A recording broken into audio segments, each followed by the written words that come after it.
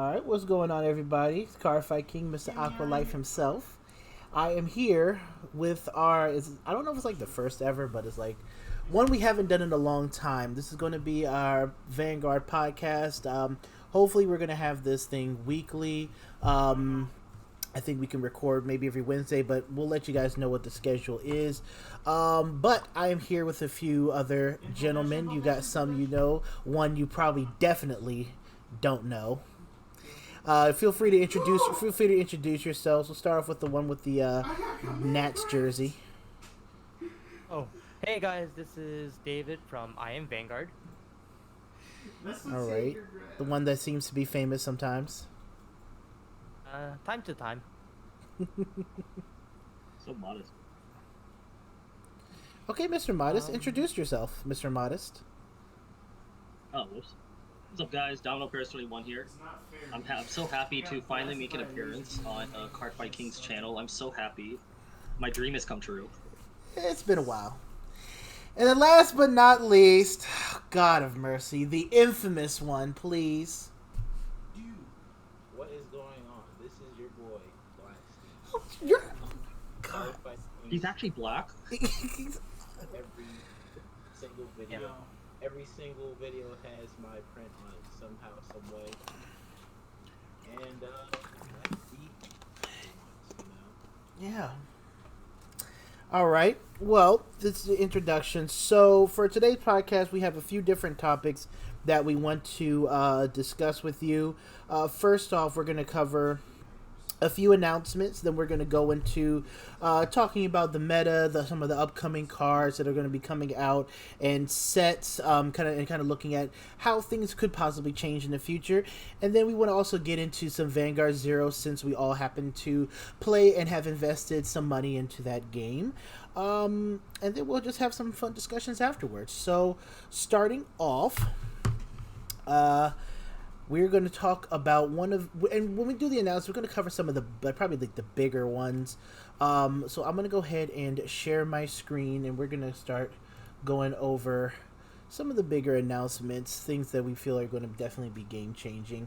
With this new set that actually just released in Japan, I believe it just released to what's today? Today is so I believe it released on Friday last week.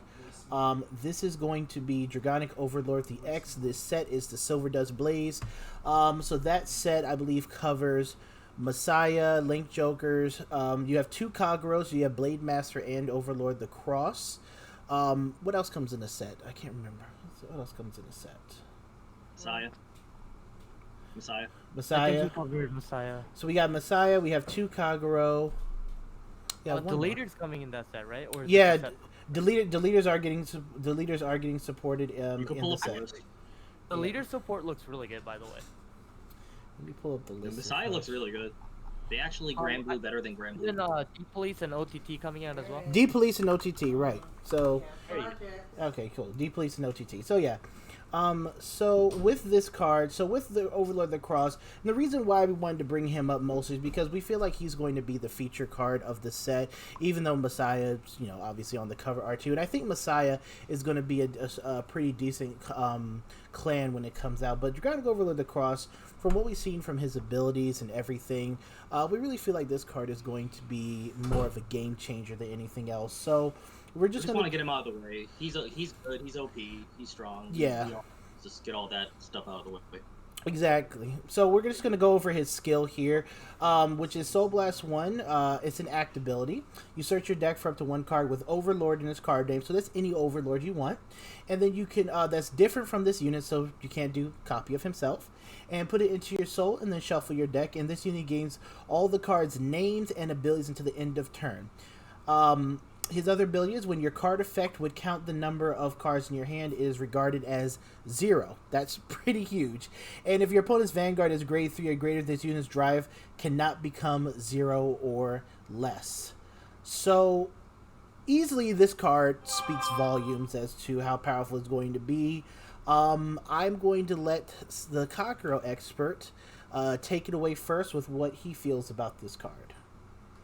I don't want to claim myself as an expert, but I mean, really, the problem The funny thing with Kagero is that Kagero is always, I always say that Kagero in recent years has been a very overrated plan. Like people talk of Kagero like they've been in the meta for such a long time, but it's very sporadic. Like the last time I remembered I was playing the Great, and it was short lived honestly because then it kind of fell off the meta pretty quickly.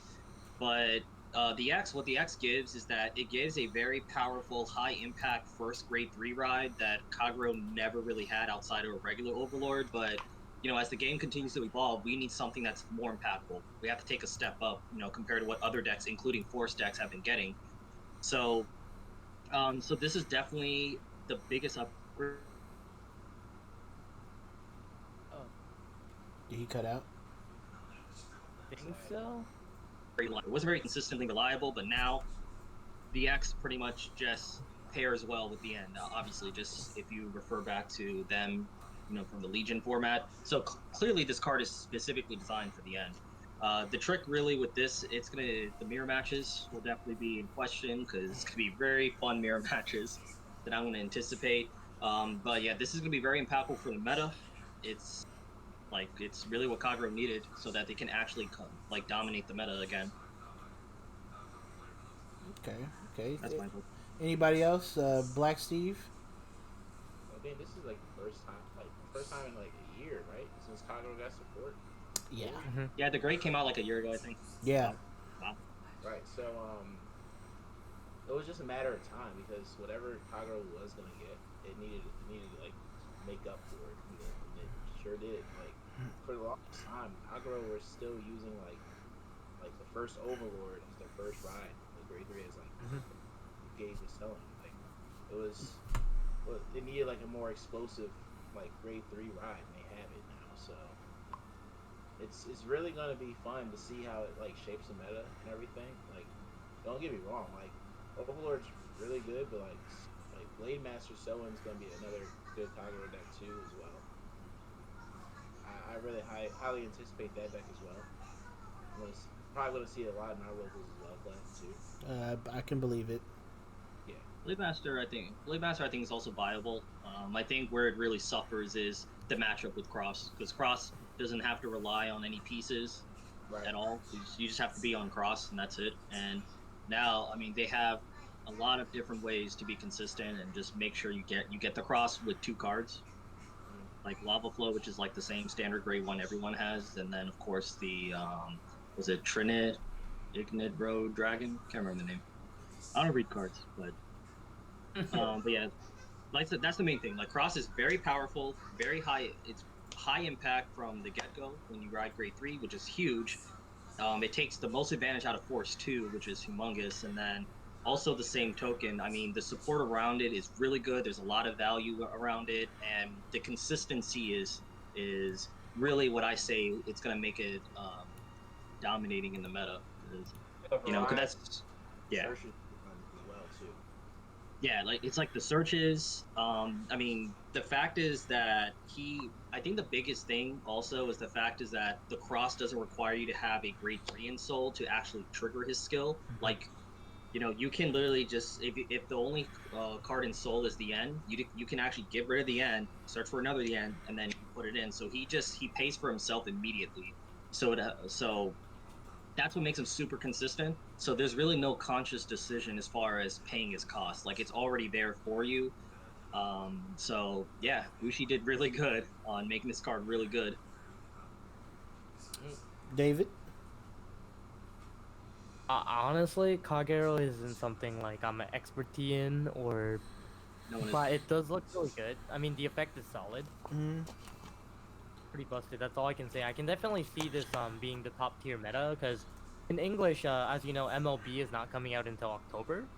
So when this set is out, it will come out with MLB, which it will kind of collide. But I definitely think this deck will have the upper hand. And Clay, can you check the message by the way? I just want to know where we're streaming at. I'm trying to find the stream. Yeah. We're Thank you, Clay. I was trying to on like. Twitch? I actually forgot where we're at. Looking, I was like, dude, look. Let's see. We're gonna be. You need. Are we on Twitch? We're gonna no. We're on. I'm just recording off of OBS. Oh, okay, never mind. I thought you were just doing live. Oh, I thought you were streaming. No, I'm not streaming. Oh, okay. Yeah. I wanted to interact with chat and talk crap. It's okay. Oh, well, we'll do that. I'll do it after. We'll do that next time. I made affiliate, so we'll do that next time. Look at you, Mr. Affiliate. Hand clap. Yeah, thank you. I guess my final thoughts on Dragonic Overlord the Cross is that I have seen people go from 0 to 6 with this deck. Being able to be on Force 2 with this card is going to be extremely powerful.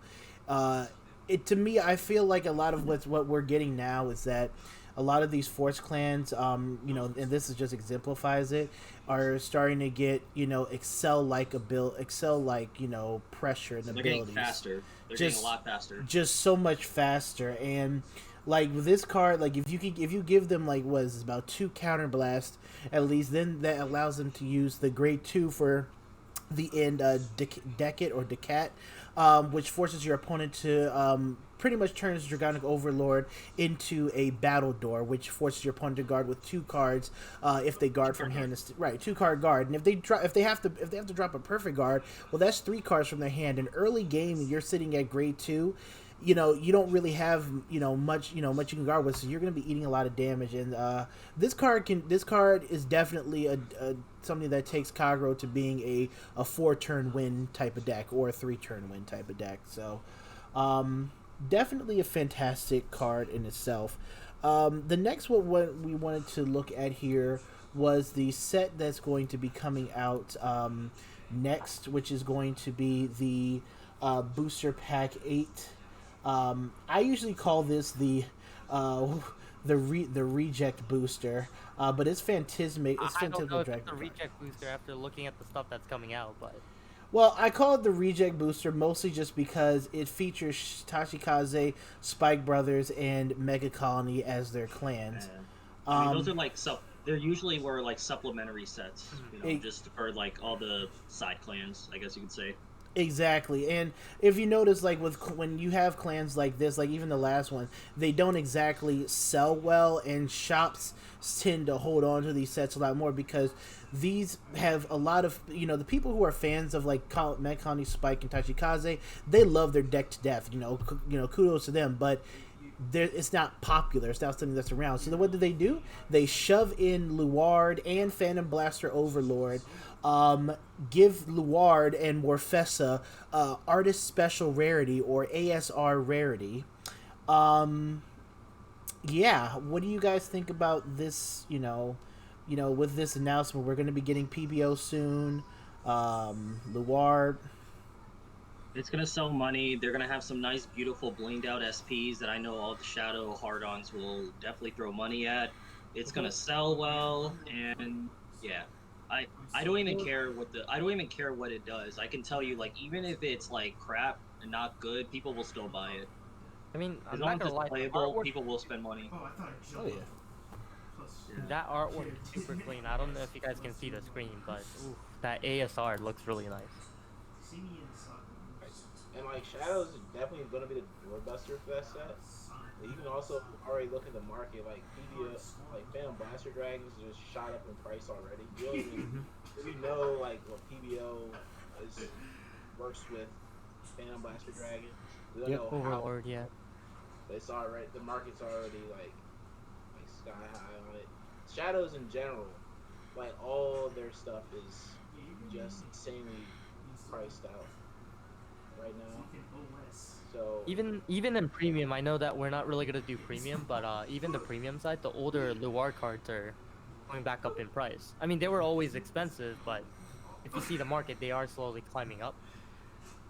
So I mean, you can definitely see that people are gonna try to abuse it in premium now. So. Oh yeah, premium is no holds barred, anything goes.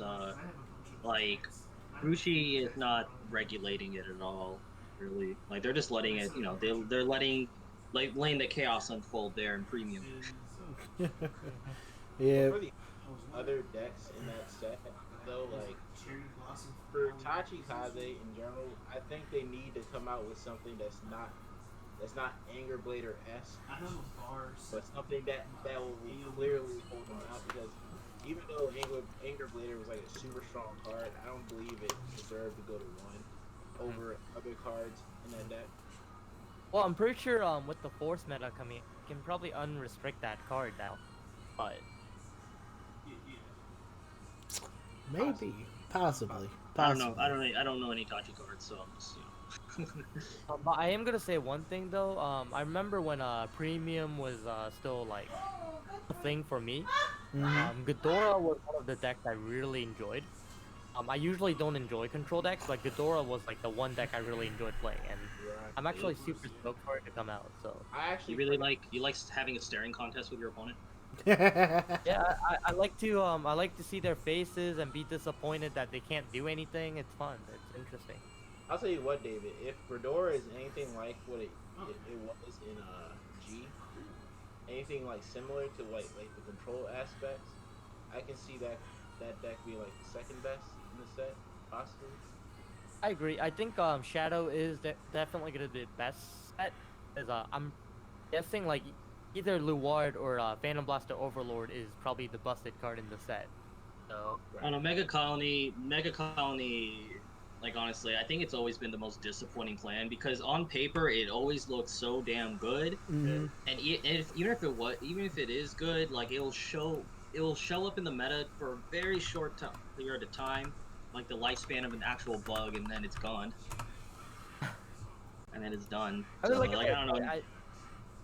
Like Mega Colony always sounds good on paper, but I have to really see it like actually come into application, like once like actually played and everything. So right. And then just to add, if you don't mind, if I can add something to the announcement, I was looking at this card. I don't know if you guys are keeping track, but there's Link Jokers coming out in that set too, and the deleted stuff that's coming out in that set looks really good as well. The set with Overlord and Cogro and Dimension Police. Yeah, so one of the cards, it's like higher deleter Baron. Has an effect from a drop zone. When your opponent Vanguard's deleted, you may call this card. It's a free card in the drop zone. It's like it's like Phoenix kind of. So that was another thing I wanted to see, and then that's really another good. card that was really good. Deleters have a Rising Phoenix. Yeah, and then it's Stroff Deleter Gay. When an attack hit, counterblast, and discard a card from hand. When your opponent, the normal ride. So production one word. Clay, you could have clicked the link on the X page, right? Yeah, I know. I do things old fashioned. Okay, let me be. Sorry, I'm going a little too fast because I feel like that we were gonna miss this because I feel like that the leaders are kind of like hidden because of the X was being so good, but I think these cards are really good too. But I thought this was something that we can mention as an announcement card because it was announced. Which one? The like deleters? Link Jokers are good, man.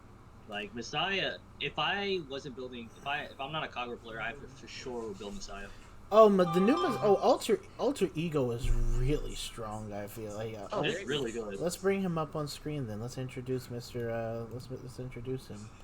Alter Ego Messiah. So he's the new Messiah, or the one that we remember from G. I believe he came out in set 3 originally for G. Soul Blast 1 is an act, again, another act ability. I like acts sometimes.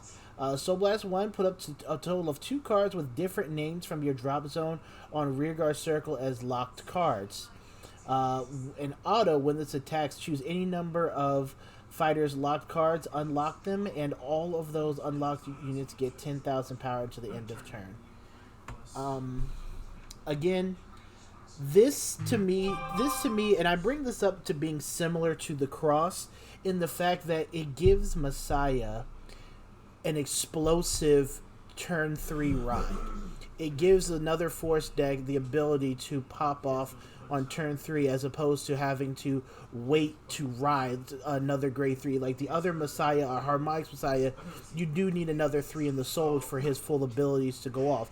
This card, you can just sit on the entire game and pressure, and just pressure your opponent down.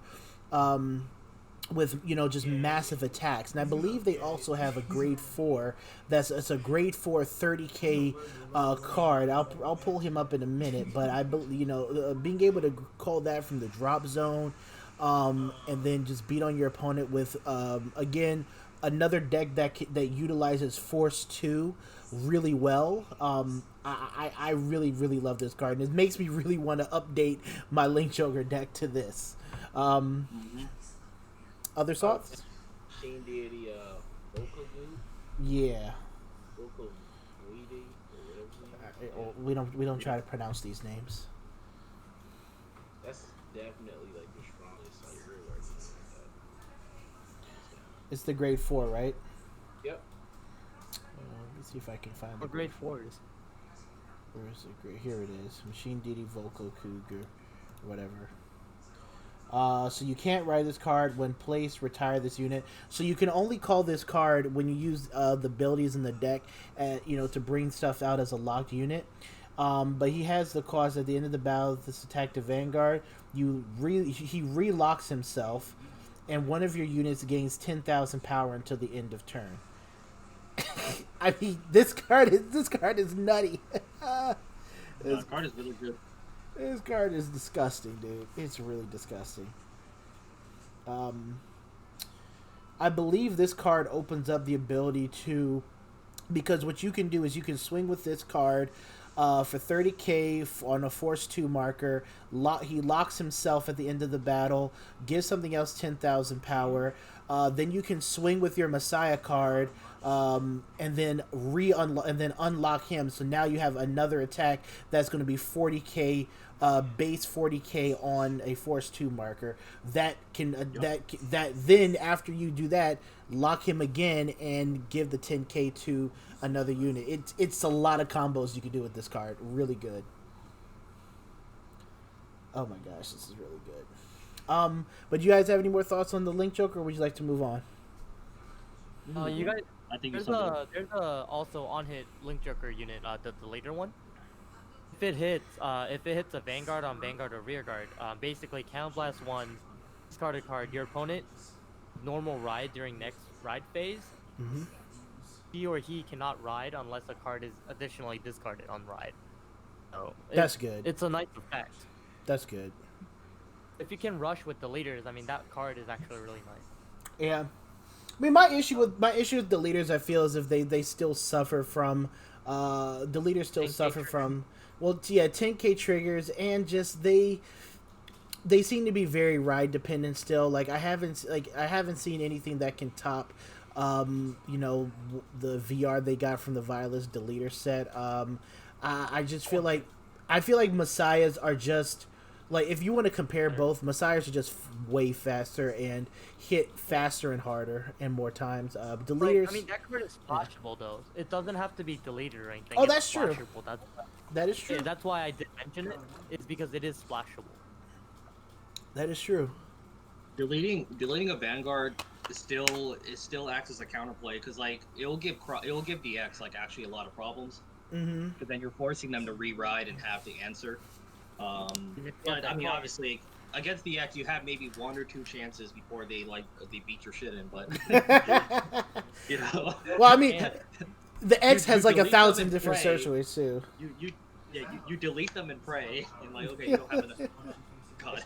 Like deleting is a strong like counter, because there's a lot of decks that are only running 4 3s as well. Like Revon.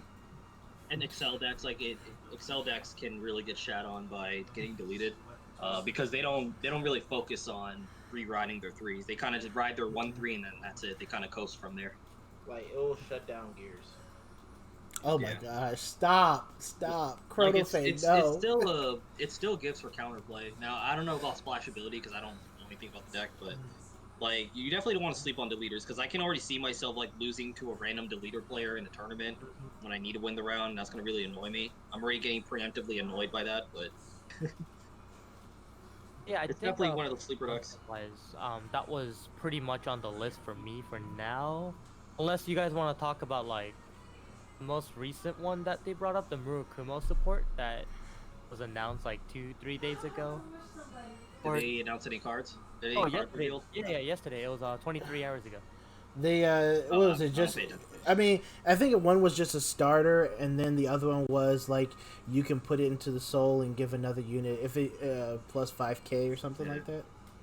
There's really nothing worth talking about until we actually see the key cards. We're just Okay. getting teaser stuff right now, so Yeah. Alright, perfect. no one cares until they get like the 3. And then one more, I guess, a good reminder for people that play Zero, since we all play Zero. There's a Neo Nectar event tomorrow, so wanna have your gems ready. Oh shit! Oh shit! There's a Neo Nectar event. Yeah. Yeah, it's tomorrow, the 18th. I know. Well, I'm on vacation, so I have a few days to grind this.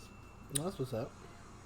So I'm probably gonna grind it. I do like Neo Nectars a little bit. I can't say I like them a lot, but I mean, they have some good cards I like to play. So I know people may try to drag me for this, but I don't want to play Neo Nectar because I don't want to play with that little girl.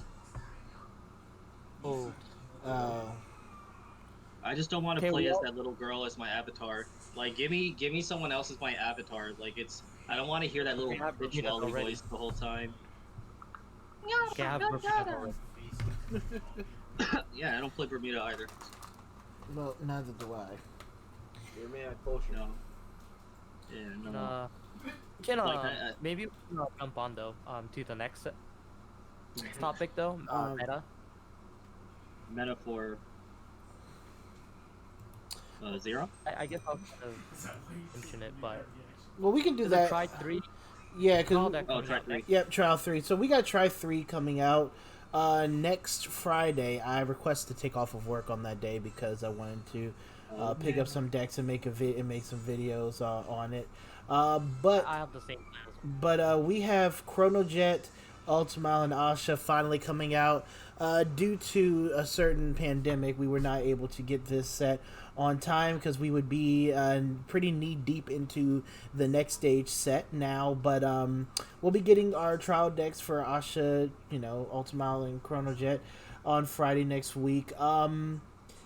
I think these are all 3 of them are really good decks. If I were to pick a deck that would be the more expensive of the 2 of them, as far as trying to take a trial deck, upgrade it, and compete in a tournament, it would easily be Gear Chronicle.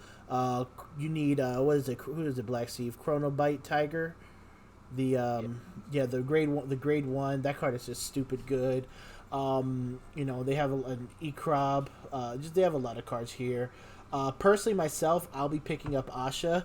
I'm going to be playing Asha this summer. Yeah, I really like the deck. Hey, I have a Asha set I'm getting, and I'm probably not going to use it. So if you're interested, let me know. But I got you. Yeah, I'm definitely gonna be interested in building Asha. I really just like how the deck flows, and the fact that Asha, from me playtesting with it, you don't for the deck to be good and competitive, you don't need anything from the past Neo Nectar sets other than you don't even need you don't even need the draw PG, because each of these trial decks are going to come with a draw PG, and How many?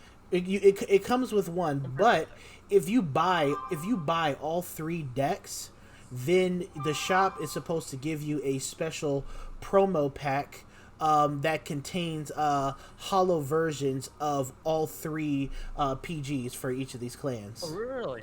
Oh, Yeah. I didn't know this. Oh, so combine orders together. Exactly.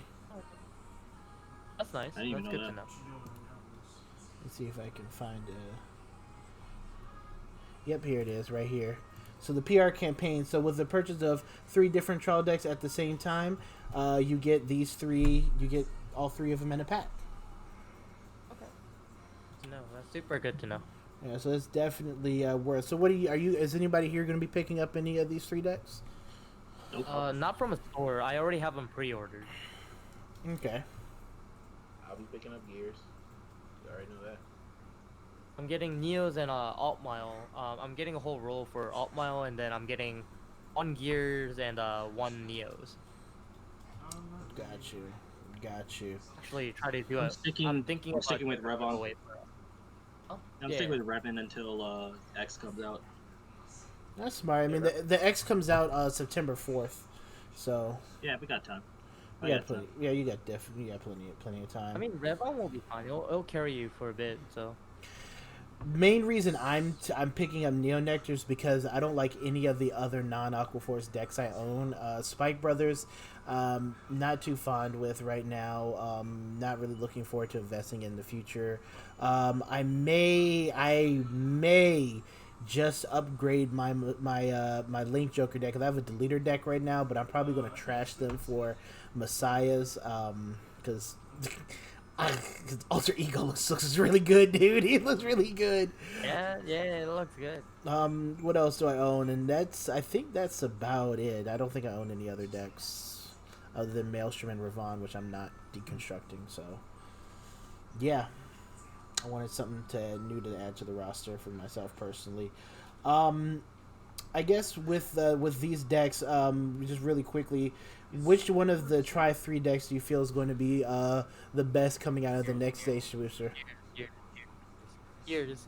Do you say the best, like straight out the box, best, or like, with support? So, I know out of the box, with support, but I mean out of the box, I mean it's kind of eh. I mean I would choose Ultimile probably out of the box, but so you don't buy these just to play only out of the box. No. Yeah, of course. You play the upgrade. So, like, with the next stage booster, like, which one of these 3 clans? I mean, Gears. I mean, honestly, though, I do think Alt Mile has a really good chance, though, because I've seen a lot of Alt Mile decks popping as well. Right.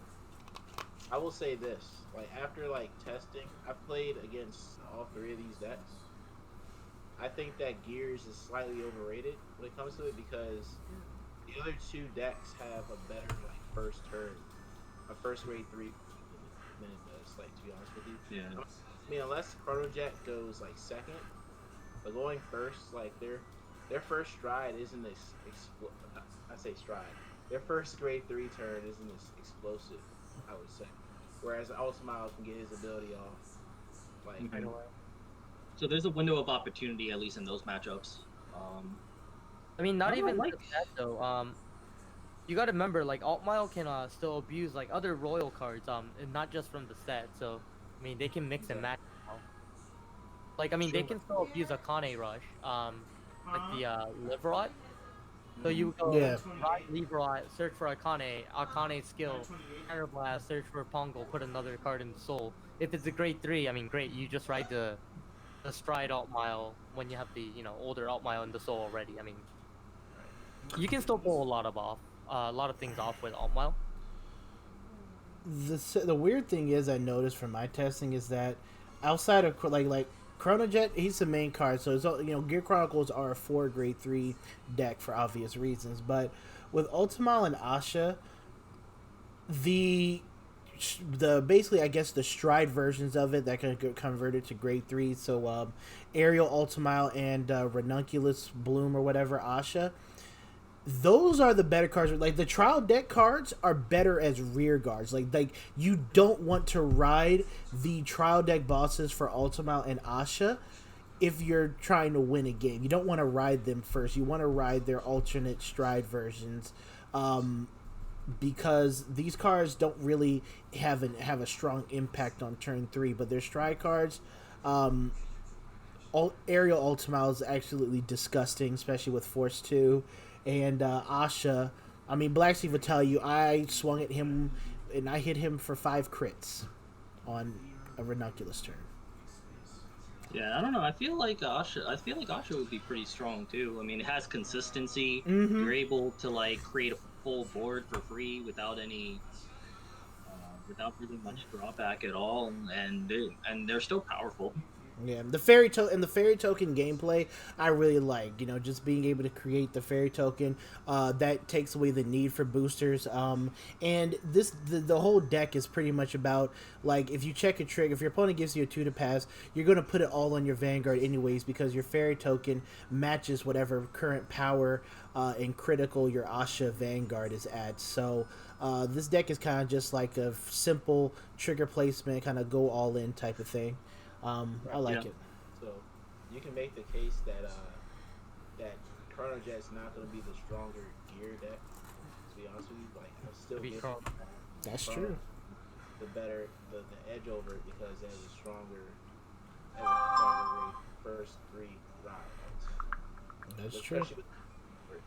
With Steam Breath, like with Chrono Fang, like you need like to be able to hit columns on your rear guards, and like with Steam Breath on the rear guard, he's always gonna be live that plus 5k. So hitting over like 28 on your rear guard columns is actually gonna be pretty crucial. Oh yeah. Oh, there was a deck for Royals I was testing out with the new stuff and mixed with the old stuff. I was actually testing out Soul Saver with the new stuff as well. Mm-hmm. I was running 16 crit and I was actually pretty interestingly good. Because you can run 16 crits now, so you just go balls and just kill them with the ride. So it's like Neo Nectars and Royals have I'm serious. Like they just have a better pool of cards at their disposal. Yeah, because they have the set before as well. So yeah. I guess if how do you guys Narukami's and Aqua Force will hold out since they're probably the best deck at the moment? Or well, one of the best decks in the meta at the moment. After both decks will still be very strong. Narukami will still hold up in the meta because being able to retire retiring is still strong, especially with alt files to kind of mitigate his ability because you're kind of giving him less choices with the drop zone, being able to bind their grade 2s. But being able to retire and still have offensive capabilities is still very strong, and like Narukami is still very powerful. If anything, the try 3 set or whatever, it will more complement the meta than take over the meta. So I don't think this is a meta breaking set. The meta breaking set will be Cross and MLB. Silver Does Blaze, September 4th, meta breaking set right there. I mean, luckily, like I said, MLB is not coming out until later, so. Well, actually, yeah. So MLB comes out October 2nd, which is the same day as the Rummy Labyrinth booster. Yeah, less than a month. That's really where we're gonna get the impact set. These decks are definitely very strong. It's gonna add to the meta, but they're gonna add to the mix. They're not gonna like overtake any of those decks. No. I don't think. Now, granted, Force can be a tough matchup for Excel, but Revon, obviously Revon is definitely designed to kind of take on Force a lot easier, and Narukami, again, they can take on Force. So I will say the only Force deck that Revon has a lot of trouble with is MLB.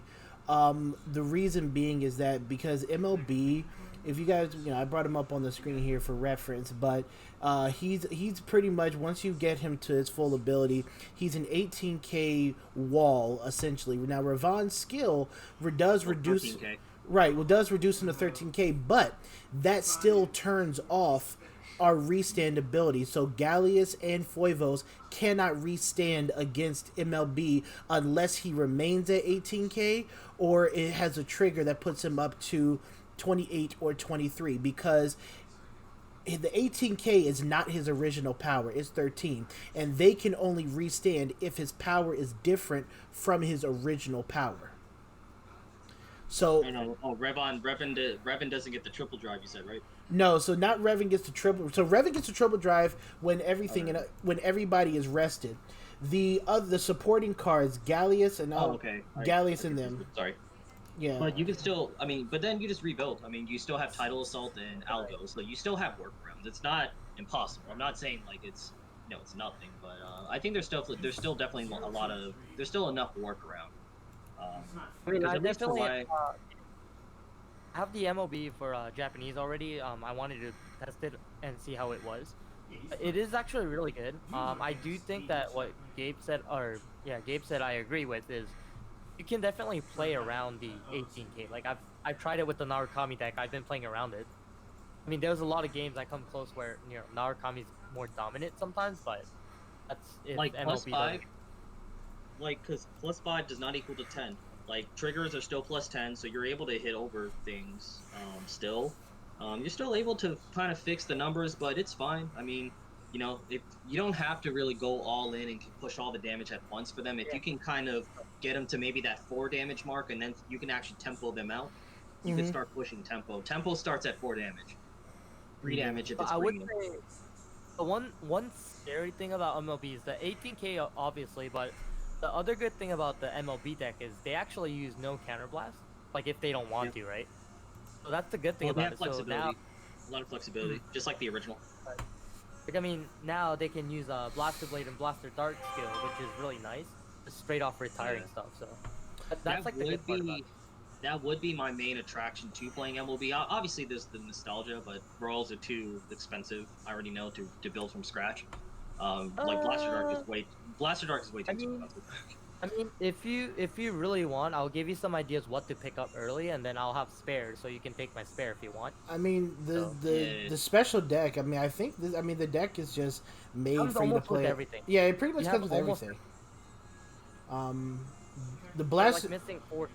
The Blaster Dart that comes with this deck is the only Blaster Dart that you can run this deck, so people can't take their ridden Blaster Darts and throw them in here. That's going to be an illegal move. They have to run the Blaster Darts that come with this special deck. Oh, okay, I didn't know that. Yeah. I didn't know that. Yeah, if you pick up one Legend deck and then some Alt Mile stuff, you're pretty set to play this deck. Yeah, I'll figure it out. The trial deck does make it a little easier because the singles probably go down. Now it did. I can make it for nostalgia. It did bring up. It did bring up something I hate. So this deck will be accessible then in that case, and then I just like having that free flexibility to just use both their skills. Like whatever the retail is. Yeah. You just spend $70 and you get the whole deck, like it's there. Yeah, I mean, I know there's gonna be a lot of MLB players. I'm sure. Oh. I mean, it's gonna be like. I'm gonna be annoyed. I already know. I'm gonna get. You're gonna have the cross by then, so it's gonna be a good matchup for you. I mean, this deck comes out literally on the same day that the Rummy Labyrinth booster comes out, and I believe that's going to have that, and that has, what is it? It has 2 Pale Moons, so Venus Luquier and Hari is going to have Night Rose, Yasui, and Black Steve's, his homeboy Shaharlet, Vampire. Hey! I'm on that train too. Oh yeah, that's right. I forgot you and him are both have a lot to spend. Yeah, I know. Month after month. Yeah, I mean, I think between September and when October and these 2 decks comes out, standard format is going to be so good. There's going to be so many viable decks in the game. Like, it's going to be crazy good. And let me just say something, right? Whatever Shahar gets, it better be good enough for reasoning for them straight up banning hard leg. Mm-hmm. Oh man, that's the weirdest thing. I mean, it's like they shouldn't have banned him. No, that means that Shahar is gonna be broken. Like they're preparing ahead of time. They know that Shahar will be broken or something. Like they won't just do it for no reason. Yeah, there's a reason why they did it. So it's a double-edged sword. You'll see. But hey, I get to play it in premium. I don't care about premium, so at least I can have my broken shit in premium. Just cheese it. I don't care. That's true. That's true. One issue before I guess we move on. One thing I wanted to bring up with Manatee Lord Blaster is that Manatee Lord Blaster is going to be, I believe, this in the cross and I will throw in Messiahs. Like I think that the whole Silver Dust Blaze set is really strong. Like even Dimension Police out of the set, I think can catch people by surprise. But when this deck comes out, what this deck signifies to me is that the fact that I think Bushiroad needs to come out with like that Shadow Paladin trial start deck or something like that. And the reason why I say is because if somebody's new to the game and they somehow got a Rin trial deck, whatever it is, if they want to get competitive with a clan like Shadow Paladins, they can't do that right now unless they are willing to drop $500 to make the deck. I mean, Brandwin is sitting at $45. Nemains is sitting at $20+. Same with Swordbreaker. It's really hard to get into Shadow Paladins. And if you're going to come out with a special deck set like this, especially since they have announced Phantom Blaster Overlord, who is supposed to work with Phantom Blaster Dragon, whose price is already above $30 right now, I really think that what they need to do is they need to kind of take a look at that. Now, this is just me, but I think they need to take a look at that and come out with something for TFP in the clan. To be honest with you, the game needs a trophy deck. To be honest with you, though, if that's the case, they could possibly like reprint a Blaster Dragon in that set. They could. Well, I mean, as an SP you only. guys gotta. Here's my thing, right? I don't think that might be necessary unless they're an SP pack, like Gabe mentioned. Because if you look at the what's coming out, or the rarity split, it's gonna be 5 VRs. So obviously you know that there's how many clans in it? Your Shadows, a few other sets. So I mean, I think the slot is already filled. It's gonna be Ghidorah VR, Tachi VR, and then the 2 headers. So 4 clans, Like 5 VRs. Shadows has never been a cheap deck to build. Ever. I agree. The closest was Mortimer. That was I played it. It was back in G. It was back in G era when I think they had a legend deck. Oh yeah, the Diablo series. Yeah, Diablo. That was the most accessible Shadows can be, and plus, as long as there are dedicated Shadow players actually putting out the money, because the money talks, and it's been selling, and they don't have to do a damn thing, and they already know it's gonna sell. There's no need to make it more accessible, and I think Shadow Paladin players are like the whales in this game. Like obviously every mobile game has like a whale. Like they're the whales. Like no, second. They're just they're like dolphins compared to Bermuda players. Bermuda players are the whales, but yeah. Yeah, I remember people spend like thousands on Bermudas and they don't even care. Couldn't do it. It's a trophy deck. It's the same thing with Shadows. Like Shadows can be like, as long as they are playable and they have something at least going for them, people will play it. Right. I'm telling you, like we love the people love their edgelord paladins. I mean, I don't think they're good now, but yeah. I mean they will be. So they will be. Yeah, and Shadows has a very, very dedicated following. Like I'm telling you. Oh, I know that for sure. It's just they have a very dedicated following, so. We just don't have. Yeah, I know too many people who will SP out an entire Shadow Paladin deck. Like they will, and they don't care. They don't care. Whoa, buddy! You just dropped like a month's rent on that deck. Like so. Well, I mean, if you look at some of my mobile game accounts, like some people just save for it. Yeah. All right. I mean, I drop a lot for Royals too, but I mean, Shadows are a different level. Shadows is a trophy deck. Oh yeah. I mean, they're good. I mean, they're not it's not like they're bad too. They're good, and they have that shine. So like, and they're always gonna be. That's the thing, David. I don't even remember Royals ever hitting like Shadow Paladin prices. No, never. Closest thing was MLB. Closest thing was MLB. Yeah. But even that's the deck that most people flocked to back in that old school era because it was cheaper and easier to make. Because Shadows was too expensive, and I mean Overlord was Overlord, so he was too expensive too. I remember in the end was the most expensive card. Yeah, but back then like Shadows wasn't even, when it first came out. People played it. People played it. PBO was fun. I was one of them too. I remember. I play PBO. Yeah, people played it because of Nemen. I like Nebin. I like the old Nebin. Old domains is like super. Which is why I like playing with Shadow Paladin and Vanguard Zero. I Well, like the speaking of since we're already going on to that topic, can we slightly discuss what the zero meta is as well for the people that are listening to this podcast? Yes, we can. When I have a tier list maker first right off, here. First off, take out the 1.5. There's no such thing. Erase that right now. I don't know how to erase it. I didn't. Oh wait, delete routes. Oh, you can just skip it. Just skip it. Nope, it's gone. Point 0.5 is for 0.5 means that you don't know. 0.5 means you don't know what to do with this. That's not how a tier list works. You're either up there or down there. You're not in between. Like either. Like. 0.5. 0.5 means I'm not sure where this goes.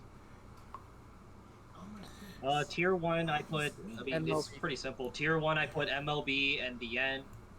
We can argue. I remember I was debating with Juan about it. Because I think Shadows, I personally put it tier 2. I don't put it tier 1. I agree. Personally. You put it at tier 2. That's me personally. Well, tell the people what's going on with tier 2. All right, so here's a few things. So let's break it down. Let's start with MLB because David can jump in this conversation with it too. So in Vanguard 0, static extra crit Vanguards are very powerful because once you get the setup, it's that's pretty much there, and you're always a threat every single turn to potentially close out the game, or just it's an easy way to extract Sentinels. So you already accelerate the game state that way. So LB has a lot of great tools at its disposal to just push out a lot of damage early on. It's a consistent deck in that the minute you get the combos together, you have a lot of. I mean, it's immediately right there. Your opponent's on a countdown. And you have a lot of flexibility with your use of resources, which is the main point of MLB, similar to what we mentioned with the V series, because having that full flexibility to use the Blast Blade to clear out interceptors. Retiring front row in 0 is highly impactful. You can easily accelerate the game, just having that free flexibility, and like MLB is very powerful. Don't forget that you can put back Gancelot in the deck. Yeah, like it just has a lot of great tools, great versatility.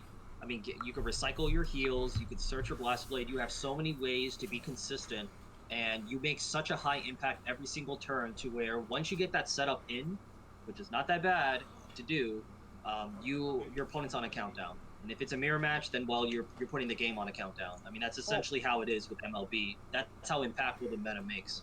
And he has a much lower learning curve than the end. Go ahead, put your input, David. No, but I mean, you kind of pointed out everything, but like all I'm gonna say is like, with MLB, you can easily win every game in 0. Like I've barely lost with MLB. It's the best rank. It's the best deck to play in rank. I agree.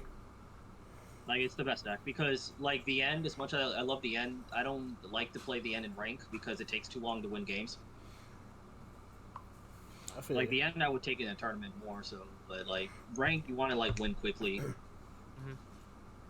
Yeah. Like in the end, I know Risers are really good for that too. By the way, Risers are really good. Just MLB, I think, is a little bit better, just because they have they have more versatility. They just have more versatility. Because Riser is just swing. It's just swing. That's pretty much all they do, and they have to raw draw all their Risers.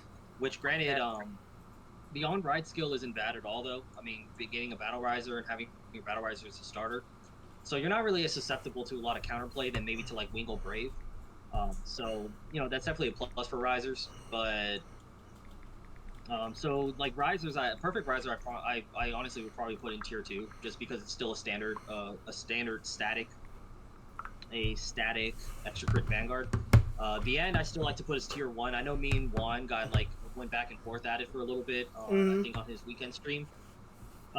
Because there's still great qualities with Kagero that still makes it powerful. Like I can tell you, especially with my experience playing with the end, I'll definitely say that, it could be tough to win games if you can't Persona Blast, but I mean, people have to understand is like you don't need to Persona Blast the minute you ride the end. You can wait. Like typically, even if I have to Persona Blast, I wait until maybe they're at about 4 damage so that I can actually start making a push at them. Or if you have other things to do, like you can use Berserk Dragon to clear out the front row, get 2 attacks in, push them to either 4 damage to start tempoing, because I said tempo starts at 4 damage in 0. Or if they're at 4 damage, they have 2 interceptors. You don't have to Persona Blast. Maybe you have the Berserk Dragon ready, or you have a Bellicosity with regular Overlord, so maybe you're just going to use that turn to clear their board, push a little bit, and then you use the Persona Blast. So there's definitely some flexibility there. Being able to control, have the ability to counterplay with Tejas. He's going to get nerfed. Like, Kagero is still powerful. Like, I won games without even using the Persona Blast.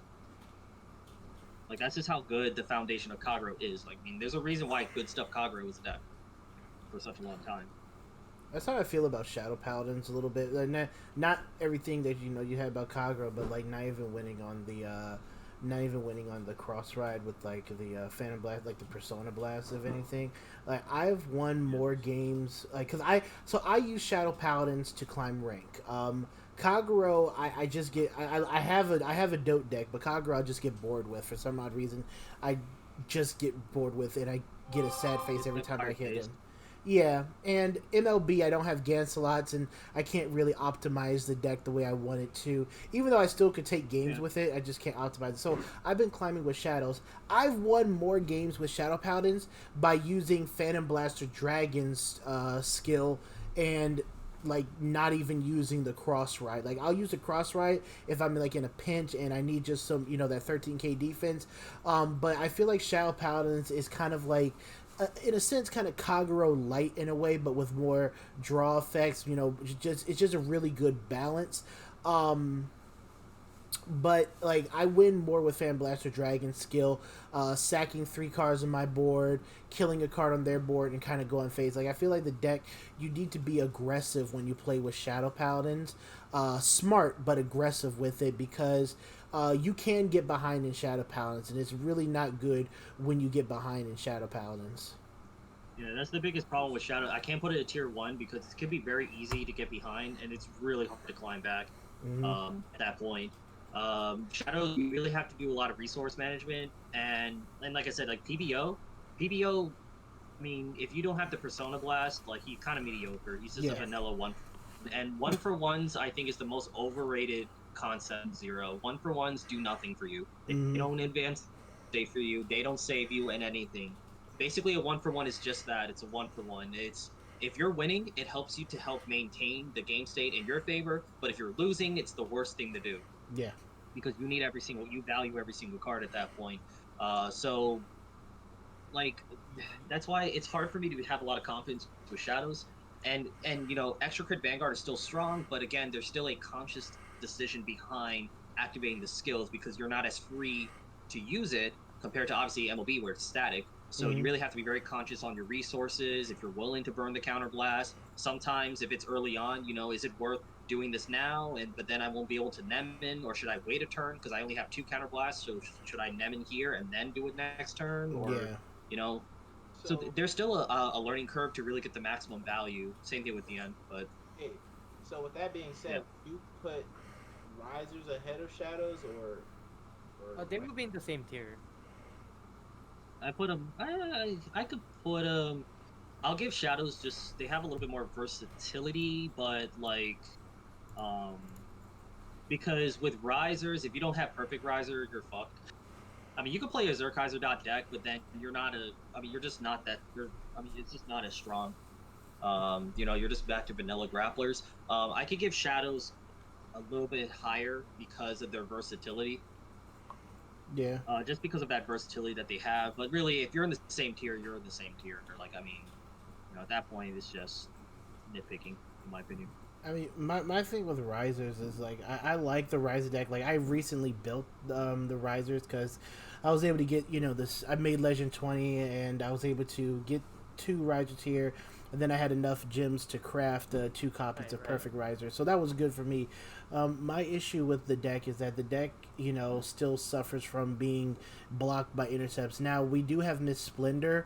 Black Steve will tell you, Miss Splendor is a very good card because she just straight up ignores intercepts. But even with intercepts, like, on the board, like risers, You like gotta clear them for risers. right, and you have to commit them. And I feel like in risers, you have more of a need to hit your draw triggers because you know you're going to be pressed to use his ability to get to be put at least at 23k with the extra critical, and then you have to commit more cards from your hand to board.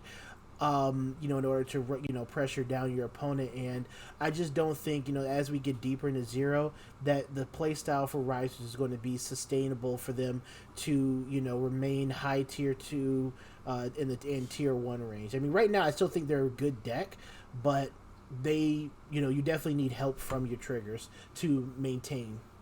Mm-hmm. Yeah, I mean, they can definitely deplete themselves, but the advantage is you have a static Vanguard. At that point, you play off the top deck, and hopefully you can just have enough just to keep taking out the interceptors. But the threat of a static Vanguard is still there. Right. Black Steve, you have anything what else to add? Can we add? Say what? So you have anything to add for? What else can we add? The list. Most of them are going to tier whatever D is, but I think Blauser's still tier. I think Blauser is still a tier 2 deck, personally. Yeah, I see a lot of them on the. I mean, I think it's like a low tier 2, but. Okay, so are we doing this in perspective of ranked or tournament? That's a good question. I mean, mostly I do ranked. I mean, for at least for global, we haven't done. Now, wait a minute.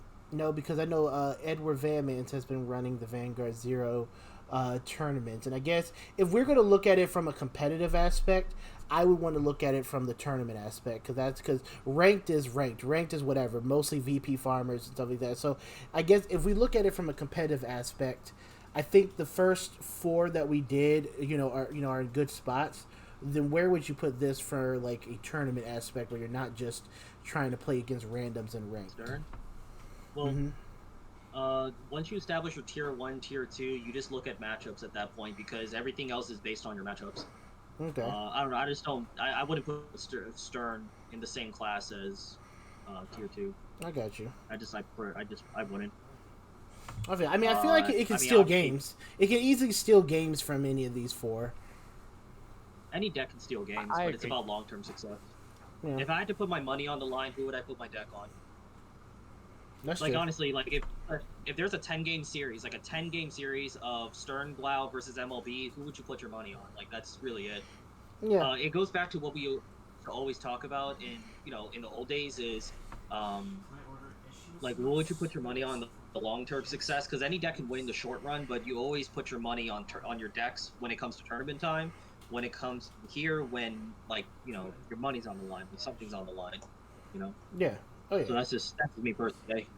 Now, this is not to say, basically, if you're tier 3, now just a disclaimer for people, like tier 1 just means that I view those decks, or we view those decks as the best decks to where you're very conscious of when you are making your deck choices and build choices, because there's a lot of counterplay. The fact is that there's a lot of counterplay towards Wingle Brave and how you approach MLB shows that it's tier 1. The fact is, like, every single deck that, even including itself, there's a specific way to play against it compared to every other deck.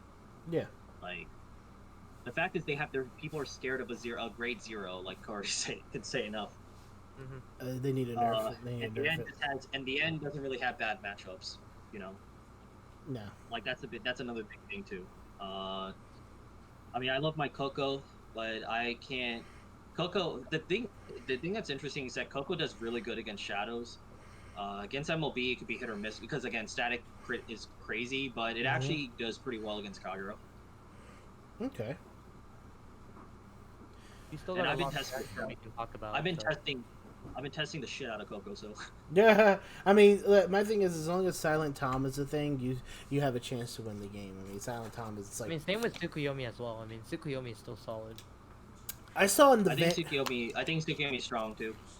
Where would you guys? Well, then where? Because I see when I was watching the different, because I know Different Fight restreamed it, but the Vanguard Zero like World Championships or whatever it is, I saw a lot of decks because you carry 3 decks. A lot of decks was like MLB the End and Shadows, or MLB the End and Tsukuyomi. So, it seems as if Tsukuyomi is a really strong tournament deck as well. Yeah, I mean, I could say I can argue Tsukiyomi at tier 2. Like, easily. Yeah. Silent Tom, so, like you can argue Coco in tier 2. You could just say tier 3 because if you compare, which OTT deck you think is better. I mean, a lot of people say Tsukiyomi. I mean, like Silent Tom just being a card is strong. Like just Silent Tom like keeps them around. Oh yeah. Black Steve, what do you think about your boy Azure Dragon? Oh God, I hate this stupid Yeah. If you guys don't know the story behind Azure Dragon, Black Steve, when we were playing, like when we first started Vanguard, like back in 2013, he kept pulling. He's pulled what 7 Azure Dragons, and one of them was an SP from just like random packs, prize packs, just. Like Azure Dragon and Black Tortoise haunted him. That's kind of the rant. It made no sense for them to come out with this, for me to pull this card so many times, and then in that first like extra booster that Nova's got, they had the reprint for Twin Blade. They reprinted it. It was like, hey, you pulled it again. Nice. Clay's crying. Oh my God. It just brings like memories. We tried to burn, not Azure Dragon. We tried to burn like Black Tortoise, and the card wouldn't burn. It was like, dag, Black Steve. That's Black Steve's like heart and soul, which is Beast Deities. Ironically enough, he's rebuilding Beast Deities. Beast Deities not exist. So I mean, I'm just gonna throw Azure Dragon down in tier D. In D. Aluminal Dragon. I mean, I put Azure Dragon in fucking D. Like he can eat a dick. I mean, why don't you just throw everything else in D? Only I wouldn't throw Spikes in D. I believe Spikes are a good tier 2 deck. Not a lot of people have Spikes. I feel like Spikes is really underrated in Zero. Like I really do. Juggernaut being able to go in and out of the deck. I know Dudley Emperor is tearing up in Japan right now, but like Save Free them. Even though he is a 10K base, so it's abusable because he's a 10K base. But like the way that you play was like, and again, you can just watch Living Proof just play with the deck. I feel like what the deck has to offer as far as battle phase combos is probably it's the closest thing that we'll get to a solid multi-attack deck with extra power. They have the one card that was bad in real life but good in the standard in the game.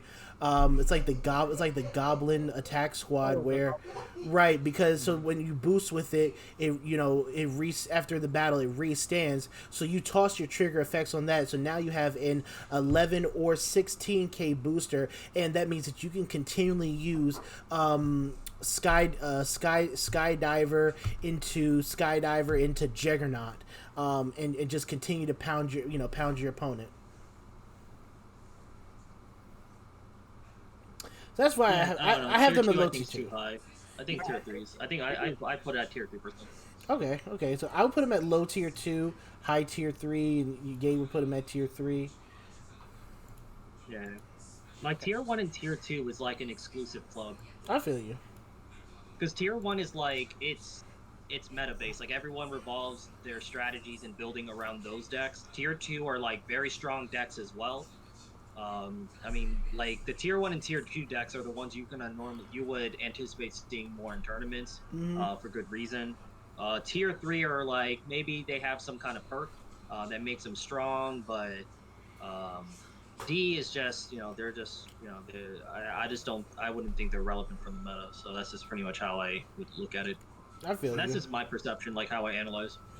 Well, I mean, and since it's an event clan, there are not a lot of people that actually have this deck, even remotely complete. Like even me, I kind of went hard on the event, and I'm still 3 copies of Safe Read short. So, yeah, I went hard on the event. I couldn't. Well, lucky you. I guess we move on to the other decks. Amber. Just put all of them at D. I mean, Amber Dragon's D. What's this? What is that? Pale Moon. Yeah, Alice Pale Moon. D. Pale Moon is definitely D. Good stuff. I associate this with good stuff. Kagero. Would you put this in tier 3 or? Oh man, You can still put it in tier 3. Yeah. At the back half. I think Blockade's overrated, but I agree, but you know he was. I mean, then again, it has like any Kagero unit, so you can still be. Right, I mean, Dragon. Kagero plays itself. yeah. Yeah, tier 3 is fine. I mean, I can't really say Blockade is the main part of that deck. Daughter's gone. Galahad is gone. Garmor's gone.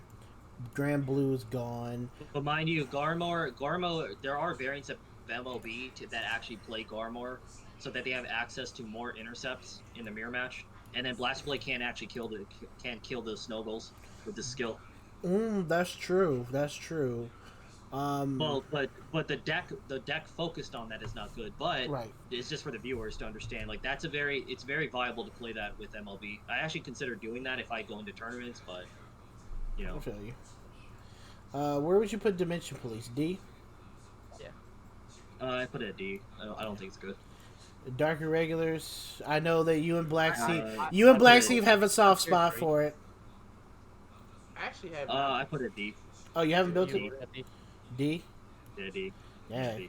I don't know anything about Bermuda. Not good enough to win. Just keep it there. It's good. He's D. good. I don't know anything about Bermuda.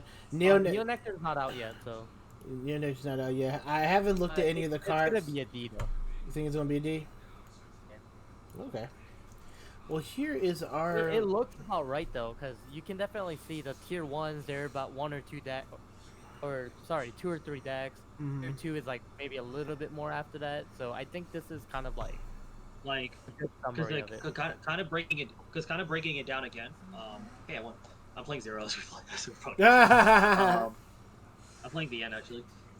Because like tier 1 starts with like MLB. I think everything's revolved around MLB because it's very simple, very accessible, and it's like the most straightforward but also most powerful deck. And the fact is again, Winkle Brave calls for specific counterplay measures against this one deck, no matter what deck you play. So everything is gonna be revolved around that deck. And then Kagero is up there because Kagero does not really have any bad matchups, and they actually have a good matchup against MLB. So not a bad matchup against everything else. Great match. They have a good matchup against MLB, and obviously they have access to Cross Ride, and they still have a powerful skill, and they have a lot of versatility. A lot of good versatility. They have some pretty good impact with their extra crit Vanguards, but they could be a little bit hit or miss, and they could fall behind. So that's really why I can't really put them in tier 1. Yep. Because MLB, it's like once you get the skill off for MLB, that's it. The countdown starts. For the game. The end. Even if you don't get the Persona Blast, you're still Kagero. You still have good matchups, and if you can get the Persona Blast off, the game is really set for you. If you could really time it right, but it has a higher learning curve. Same thing with Shadow. Shadows do have a higher learning curve to get the most value out of them. Perfect Riser is a static Vanguard. It's a static extra crit Vanguard. You really can't ignore that at all. Tsukiyomi, Silent Tom. Tsukiyomi's is consistent, and OTT with Silent Tom is still very powerful. And the tier 3 is whatever. Tier 3, they're just above the other bottom tiers. I mean, they're playable enough. They're viable enough to where they can still take games. They're still powerful enough, but I think as far as the long-term successful consistency, I just think that the other decks above them are better. I agree. I mean, that's just my breakdown. I think it's pretty what I had in mind. Yeah. And just in case anyone gets offended, because people somehow get offended in tier lists, just because you're rank D, me saying you're rank D.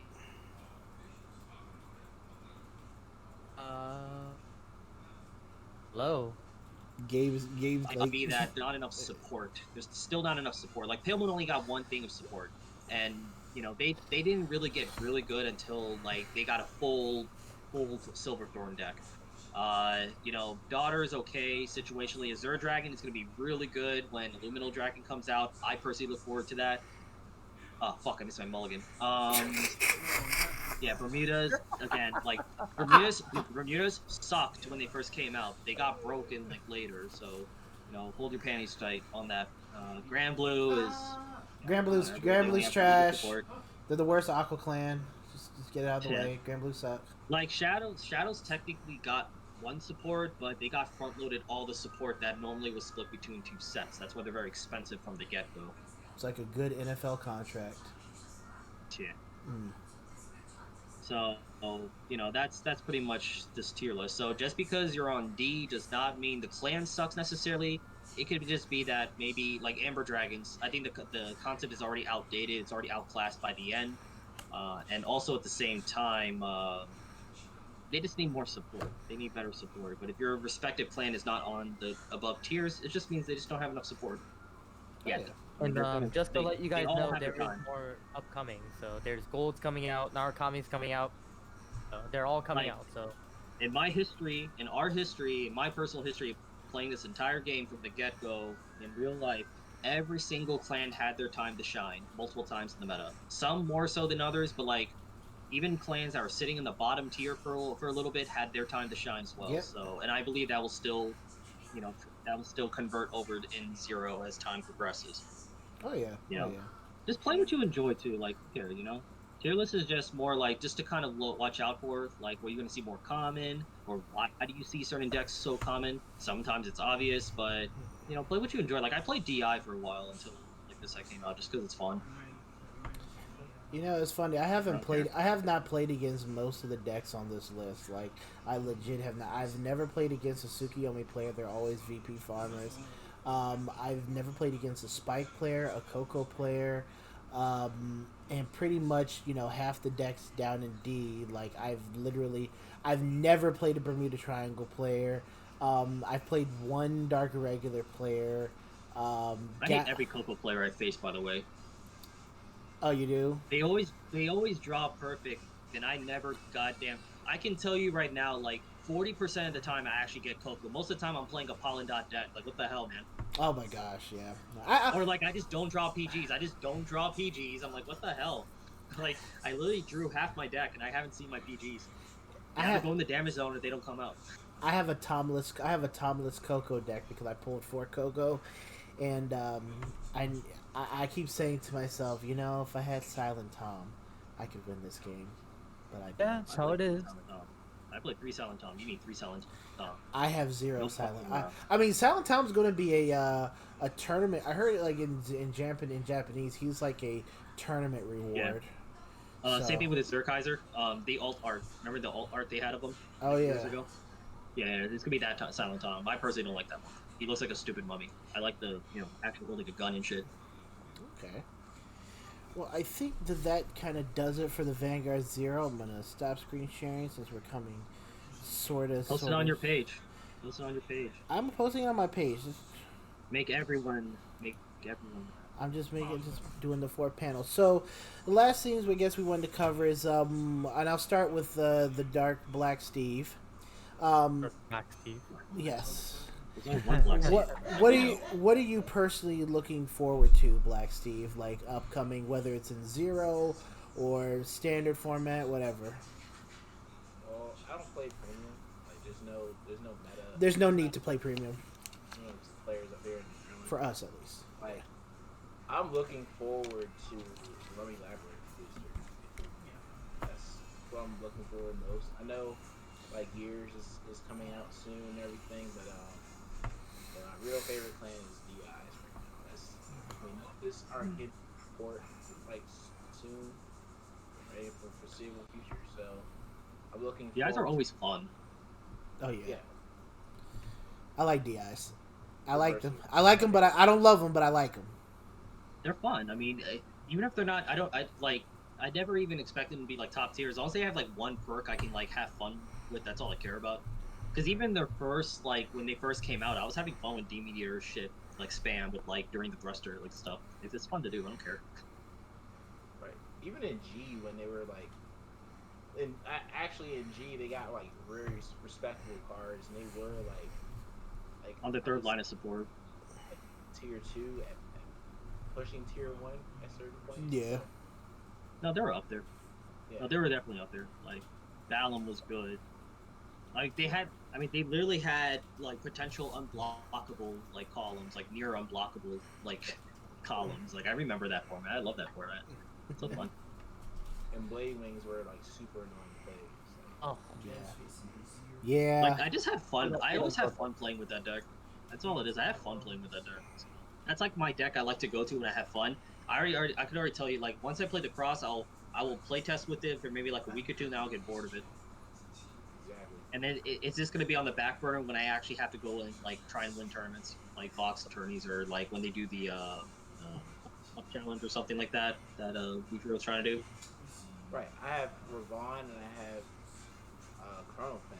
Like I like them decks. They're super strong, but it's like they get boring after a while, especially Chrono Fang. Like I will To be honest, like Vanguard is like that. Just give me your Chronofane deck. I'll be okay. Yeah, give it up. I actually don't know what it does. it's funny. He said give. Yes, give. Why don't you just buy? Because it's Black Thief. I'm not gonna buy from him. I was gonna say, there was a few announcements that we missed out in between. Oh yes. The I did want to talk about the game that recently shut down, or it's gonna be a dead Buddy game. fight. Oh, Buddy Fight. Fight. Yeah, I mean, I didn't play Buddy It's, Fight. I do want to mention to people on this, whoever's watching this, is like, I wouldn't worry too much about Buddy Fight closing. Like, it will not affect Vanguard anytime soon, is what I can say. Because Vanguard is like one of the top sales for Bushiroad's card games, so I wouldn't worry about that too much. I mean, the creator of Buddy Fight, has a new game that's already got artwork out, and it's aimed at adults ages 20 or older. So, I mean, what is it called? Gate Ruler. That's the name of the game. So I think they want to like rebrand the game. Like the mechanics of the game is good. It's just that like the mechanics of the game is good. It's just the marketing. This is bad It was like bad marketing, I'd say, but it was most importantly too, like who was the target audience for Buddy Fight? I was always confused because it was very cartoony. It was always cheesy how you had the cartoon characters or the characters featured on the cards, but then it's like you're not advertising in a place that where kids will see it, so it's not being exposed. The exposure was more for like the young adults and higher, but yet it looked like aesthetically it looked like it was more for kids. So. But then it's expensive as hell to build decks. So it was just like I don't know. I think that's why. And you're not going to attract the otaku right now because they have white shorts for that. That's like I don't know. It was just weird. It was just stuck in that limbo. Like who is this game for? Like I mean, are you really purposely creating your own game to draw people away from your other game? Like it's just weird to me. Oh yeah. And then, like, I don't know, it's like, who are you competing with? I mean, I guess there's Magic, but then Magic players already have a dedicated following. Yu-Gi-Oh! Is Yu-Gi-Oh! And Yu-Gi-Oh! Players come to Vanguard, usually. I don't know. Like, Buddy Fight, I felt like had an identity crisis, in my opinion, with who really was the target audience. Mm-hmm. But, I mean, I played it in the short time I did with David, when I played Thunder Dragons, I did enjoy it. I did. And then the game... I mean, the game it's Gabe's fault that everyone quit Buddy Fight in Virginia. Hey, you played Dungeon World. I literally had to build my deck to deal with Dungeon World, and then naturally it was good against everything else. The one time I played Darkness Dragon World.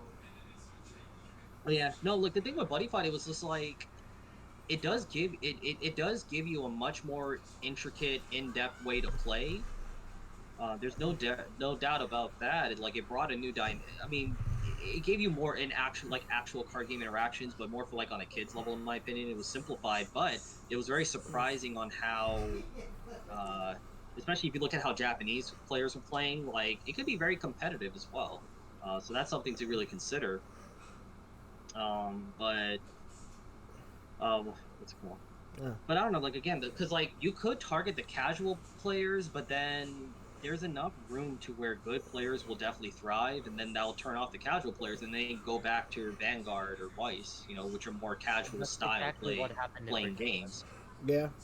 Well, I know that's exactly what happened in our locals. I feel like that's what happened in a lot of locals, Like, people tried it out. It was simple, easy to play, but then, like, they took the game very casually, but then they didn't really want to put the work in to kind of get more in depth about the game. They kind of just reverted back to their previous games, So that's just how I felt about with Buddy Fight. So the target audience was very confusing.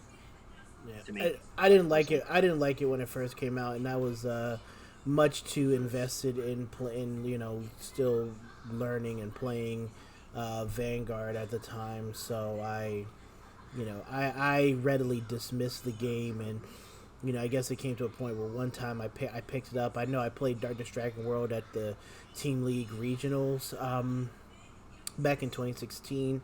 On day two, day 2 or whatever on a Sunday, but that's pretty much it. I never bought any of my own cards for the game. I borrowed someone else's deck, and I didn't like how it. hard it was to get cards. Yeah, it was very hard to get cards. So I mean, it's obviously it was hard for a reason. Yeah, it was so hard. It was so much. It took so much work just to go on eBay, and I literally had to go secondary market, which I don't like doing, just to get my cards, and they were still pricey. I'm just like, why would anyone want to get into this game? Like in a general casual players, in a person who knows nothing about the game, why would they want to get into it? I think that was a big flaw. Oh yeah. No, yeah. I'm not saying the game is bad. I thought the game was definitely good for what it was, but I think there was a lot of things that it didn't have going for it. Like I said, that felt that was a shortcoming. Right. So I think they're gonna rebrand it, kind of slash it, rebrand it a little bit, give it a different name, give it different aesthetics, maybe have a much more focused target audience. Yeah. I mean, they tried that with Buddy Fight Ace, right? Yeah. Well. Sort of. I mean, they're just continuing it. You just have to, just like with Vanguard. Like Vanguard got revamped multiple times, but but the main thing with card games is you have to have a target audience. Like if you really want to cater to kids, you really have to go on the platforms that kids will be at. Oh yeah. So I don't know. Like I said. Yeah. So rest in peace, Buddy Fight. Cool game for a lot of people that played it, but. I guess your time was up. Killing Domino. I will say, as for me, and I'll tie this into the other big announcement, which I am particularly excited for. I am definitely looking forward to working with Asha. Coming soon. Now that we've went over the Messiah stuff, I am probably going to hit TCG Player after the podcast is over, because I might have to pick them up. But the thing I'm really excited for is the Bushiroad shop, the shop tournament series they're going to have. I forget what its official name was called. Finally. Yes. This is what I've been asking for, even outside of having the World Championships or whatever. Who cares? I'll tell you this, and Black Steve can acknowledge it. Even though right now our locals are social distancing, been going to locals and being the best at your locals really kind of doesn't do much for you other than kind of clout and whatnot. Black Steve and I, we usually trade first place every week. Not being cocky, that's just being honest. I feel if he feels like playing a competitive deck, I should say. But locals is whatever. Yeah, and locals is whatever. You know who you're playing against. You know what decks they're generally running. But this series that they're going to be doing, I just feel like it's going to bring a more competitive feel to your local environment. Earning points here. People are going to probably play more competitive decks and strive for it. Now, obviously, we need to see what's going to be coming in those promo packs to see if that is going to be a sense. It's going to be the key. Is it going to be enough incentive to want to do well and continue to play these tournaments? And the thing is that it's not that you have a total amount of points overall. You have a site for us, our main locals on Saturday. We have our points there. I'll have 10 points there, but if I go to Virginia shop, I'll have 0 points. So it really gets you to if you have locals in drivable distances that you can get to, it really kind of makes you want to go to your other locals to compete and participate for that chance at first place. And I honestly, regardless of what the promo is, I'm going to try to get first place at every locals that I want to go to, because I just miss having that competitive feel back in the DMV area, where people are playing serious decks. We're play testing till all hours of the night. I'm really looking forward to that. The big thing is that it brings communities together. It could promote shops, because then it gets players that really want to participate to actually look for shops and go to the shops they normally wouldn't go to. Yep. Because I remember back when they did the shop challenges, like, it got people like to go to other shops and get some more exposure. And that's usually, I think that's actually where I met you guys. I met it brought more people together, I think. And don't forget all the Pennsylvania people. That's true. Shout outs to all of them. All my Norfolk peeps. I know Ed is not down there anymore, but I'm sure he'll still come by. New York will be all over the place. Maybe people will go to New York. So it's gonna promote more people actually going into their locals, and that's really what keeps the card games alive. Is actually the locals. Yeah. So it promotes actual people going to live, to locals. I mean, granted, I'm busy with my shit, but that's what I like, and this is what I said, It could be the first step towards a much better, at least competitive feel with the game. Yep. Have the shop challenges, get an invite, go to nationals, have a big grand nationals or big regionals that people earn the spot to, and it's fun. There's actually some motivation to do it, and then there could be last chance qualifiers. There's more they can build off of this. So I definitely say don't stop here. Keep it going with that, but. That's really what gets me excited to hear about the shop challenges, because now I get to see you guys, because I haven't physically tangibly have been around you guys for a while. But like I said, it brings your communities together, it promotes your locals. All right, that's what I like. Oh yeah, I think it's good. Black Sleeve, what do you think about that? And what are you looking? Well, I already asked what you're looking for. What do you think about that? The shop stuff. I mean, like you said, it's a great opportunity to go to other shops and everything. Mm-hmm. Play players outside of your zip code. Thank you. Playing other players outside of the same pool you play every weekend is it's what keeps you more into the game. I would say playing new people keeps it refreshing. Oh, right. I actually do want to go down to Virginia to play other players I haven't seen in a while. Plus, most of my good friends in the game are down there as well. Really, it's just you two, but yes, we get it. or going to Baltimore Superstar, Oh yeah, definitely. I can't wait till they start their locals again.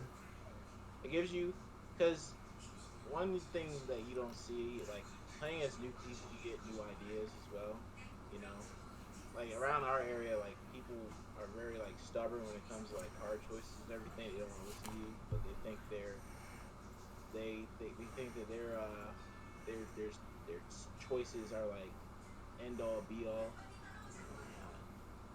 And then that's just my opinion. I just want to play other people with you. Yeah, I mean, I get irritated with people. I get irritated when people ask me, oh, well, what do you think about this? And I was like, well, I think that's a bad card, and I think you can make a more optimal choice for your deck. Oh, well, I like this card in this deck because I could do X, Y, and Z. Well, then don't ask me. That's fine. I like winning. I like wins. Oh, yeah, I love free wins. VP farmers, we love them. I like winning. It's okay. Rage when they're why is my deck working?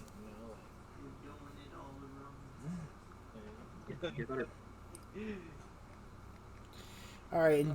I wanna put in my little tip on this, but like everyone here, I am also a person that likes traveling to other locals and play. As my good friends are here. Here on the podcast, but further away from us, so it's nice to see them. Geographically, the way they were arranged on the screen, Virginia on the bottom, Maryland up top. But it's always nice to get some nice Maryland food while I'm there. So that was one of the things I missed is I like getting food there. So. You gotta get crabs. I want to go to Maryland and get some damn crabs already. Goddamn. But I think it's a good occasion, especially for me, since I don't know. I guess I'll kind of do a small shout out, but I started a locals in Springfield called Curios. We started Vanguard. Obviously, the COVID-19 happened, so we had to shut down as soon as like we opened. But we had a good result, and I want to maintain hosting it. I won't be necessarily playing myself, but I do want to motivate a lot of other players to play. So I think that's the good thing about this point system is that now all these players, you know, without all the good players in Virginia anymore, like I feel like these other players that never got a chance, like it's their time to shine and get the points, and I think they'll bring in more players, because those kids are bringing their friends in the game. That's how I actually build up this new community for Curios. Is they brought their friends from Yu-Gi-Oh, from Nova, from their area, their school. So I think this is a good occasion for us to rebuild our player base in Virginia, because I feel like we lost a lot of players. So Well, I'm definitely. we're reshifting around. I mean, me and Gabe, like, I mean, we kind of stayed, but everyone else kind of dropped off from my perspective. But everyone has other things to do. I mean, I think that's great. So I stayed because I like this as a hobby. Like, this is for me one of the best hobbies like I like to play. Well, this is the easiest card game to play casually. I definitely agree with that. It's easy. Like I don't have to play a stock market necessarily. I already know what clans. I already know what's gonna be good. The minute I jump back in the game, I just read a few cards and I already know what to do. I already know what to expect. Like it's very easy to get back into this game. That's why we haven't left. To be honest with you, like I actually am kind of blown that Spring Fest was canceled. Yeah, I know. I took off too. I could have taken. Me and Gabe both took off. We were planning to go. Even like the one in the fall getting like canceled. It was like I'm trying to jump on stage. why you can't you gotta take precautions and everything. But this is actually gonna be one of the times where it's like you have the money to do more things and everything. And, like you could actually go to like team league, team up with the people who actually wanted to team up with. Yeah. Trust me, it affected a lot of us. This is not a good situation for anyone. Alright, watch me get roasted. I agree with you on that. Well, I believe we have covered all the topics. I guess what's left is I just want to shout out our locals. So obviously this is we're in the DMV, DC, Maryland, and Virginia. So Black Steve and I mainly play at Gritty Goblin Games in Fulton, Maryland, and we also on Sunday Maryland, and Mo is DC slang. But anyways, DMV, whatever. We also play on Sundays at Superstar Card Gaming in Parkville, Maryland. That's closer to Baltimore. So, and they're waiting for the restrictions to be lifted further before they can have their locals again. But so that's really where we play on Saturday and Sunday if we go up there to make it. Nice. And I guess you guys want to shout out the Virginia locals. I know David's got something working down there. I mean, Virginia, we got some spots. David mentioned Curio Cavern, Guild Gaming, which is actually literally where I live. Virginia, I'm not going to say the city, but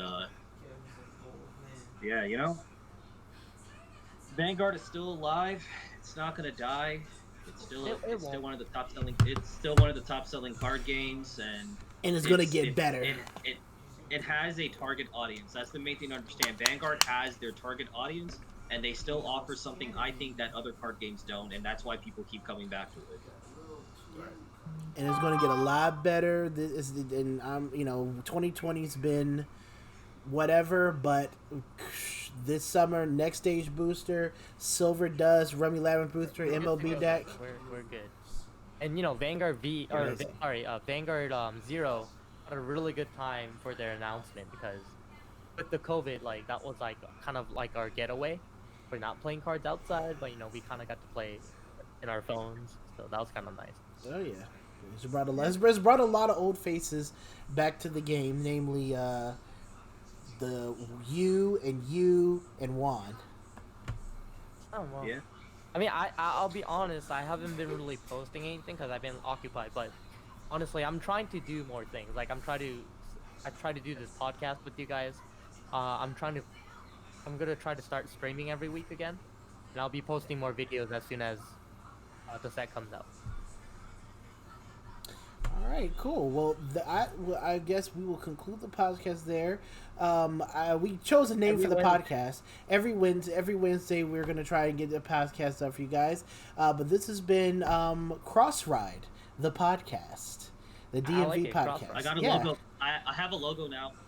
Oh, you have a logo now? That's right, you do have a logo. You showed me. So and hopefully DominoParis21 is going to return full time to you. Well, not full time to YouTube, but you know what I mean. You know what I mean. I mean, you'll see me once in a while. Once in a while, yeah. Waiting for his next stream, but it's all right. Same with Look, you have to understand. Like, well, obviously, I work full time. I'm taking classes full time, but most importantly, I main Arknights as my mobile game. I have